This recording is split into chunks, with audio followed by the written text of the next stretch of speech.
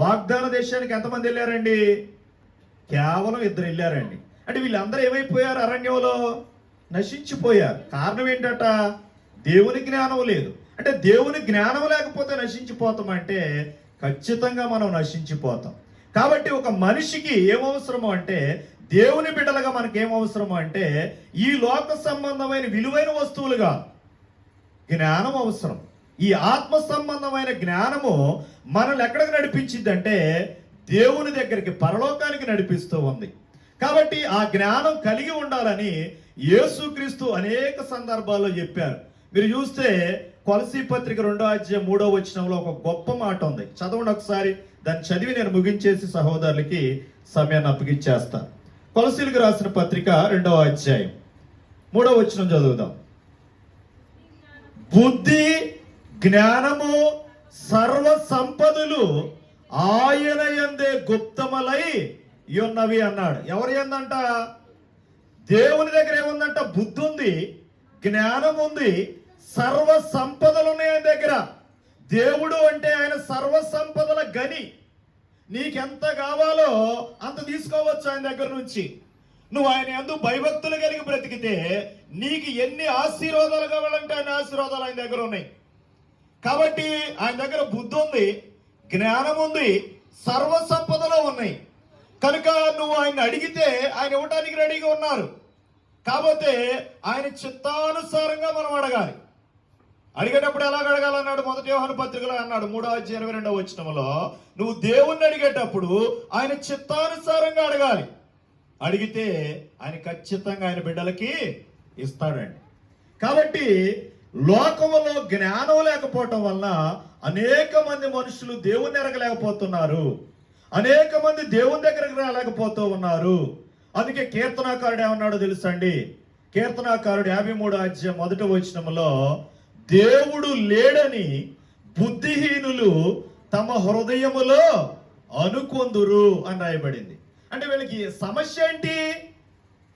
సమస్య ఏంటంట? జ్ఞానం లేదు. జ్ఞానం లేకపోవటం వల్ల దేవుడే లేడని చెప్తారట. అదే జ్ఞానం ఉంటే దేవుణ్ణి తెలుసుకుంటారు.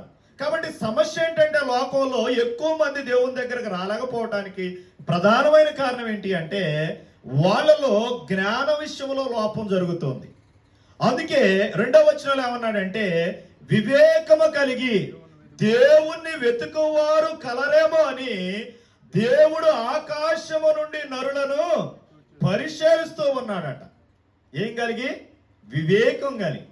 కాబట్టి ఈ వివేకం కలిగి దేవుణ్ణి మనం వెతికితే దొరుకుతారా? దొరకడు. ఆయన ఖచ్చితంగా దొరుకుతాడండి. ఆయన మన ప్రక్కనే ఉన్నాడు. కాబట్టి మనం ఆయన వెతికి ఈ గ్రంథం ద్వారా ఆ నిజమైన దేవుణ్ణి మనం కనుక తెలుసుకుంటే ఆ జ్ఞానం మనల్ని ఎక్కడికి నడిపించింది అంటే పరలోకానికి మనల్ని నడిపించింది. కాబట్టి వాళ్ళ జ్ఞానం లేక ఎక్కువ మంది ఏమైపోతున్నారు అంటే నశించిపోతున్నారండి. కాబట్టి చాలా మంది దేవుణ్ణి ఎరగలేకపోవడానికి పైన ప్రధానమైన కారణం ఏంటంటే మనుషులు జ్ఞానం కలిగి నిజమైన దేవుడు ఎవరు, ఎవరు ఈ భూమి ఆకాశము సర్వ సృష్టిని ఎవరు సృజించారు అనే విషయాన్ని తెలుసుకునే విషయంలో పొరబడి దేవునికి దూరంగా బ్రతుకుతూ ఉన్నారు. కాబట్టి వాళ్ళకి మనం ఏం బోధించాలంటే జ్ఞానాన్ని బోధించాలి.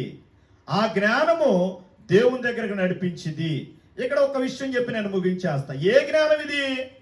లోక జ్ఞానం కాదు. కొరింథీయులకు రాసిన 1వ పత్రిక 1వ అధ్యాయం 21వ వచనములో కొరింథీలో ఉన్నటువంటి క్రైస్తవులలో కొంతమంది లోక జ్ఞానాన్ని అనుసరించే వాళ్ళు ఉన్నారు. వాళ్ళ గురించి పౌలు గారు ఏమన్నారో చూడండి. 21వ వచనం మనం చదివితే, ఈ లోక జ్ఞానము దేవుని దృష్టికి వెర్రితనమే అన్నాడు. అంటే ఈ లోక జ్ఞానముతో దేవుణ్ణి వెతికితే దొరకడా అంటే ఆయన దొరకడు. ఏ జ్ఞానంతో వెతకాలి? దైవ జ్ఞానంతో వచ్చి నువ్వు దేవుని వెతకాలి. ఆత్మ సంబంధమైన జ్ఞానం మనకు అవసరం. ఈ శరీర సంబంధమైన పీజీలు, డిగ్రీలు, పిహెచ్డీలు ఇవన్నీ దేవుని తెలిసేటట్లుగా చేయవు. నిన్ను ఏం చేసింది అంటే కేవలం ఈ గ్రంథంలో ఉన్న దైవ జ్ఞానం మాత్రమే దేవుణ్ణి తెలుసుకునేటట్లు చేస్తూ ఉంది. కాబట్టి ప్రియులారా, ఈ లోక జ్ఞానం ఎంతున్నా అది దేవుని దృష్టికి ఏంటట? వెర్రితనం అండి. కాబట్టి దైవ జ్ఞానంతో దేవుని తెలుసుకుందాం. దేవుణ్ణి చేరుకోవడానికి మనం ప్రయత్నం చేద్దాం. ఇంకెవరైనా దేవుణ్ణి ఎరగకపోతే ఈ జ్ఞానం ద్వారా దేవుని దగ్గరికి చేరుకోవాలని మిమ్మల్ని ప్రేమపూర్వకంగా హెచ్చరిస్తూ అవకాశం ఇచ్చిన దైవజనులకి కృతజ్ఞత కూడికని ఏర్పాటు చేసుకున్న మరి అన్నయ్యకు సోదరికి మరి చేరి వచ్చిన మీ అందరికి కూడా ప్రభు రక్షకుడైన యేసుక్రీస్తు నామములో వందనాలు తెలియజేస్తూ ఈ మాటలు ముగిస్తూ ఉన్నా.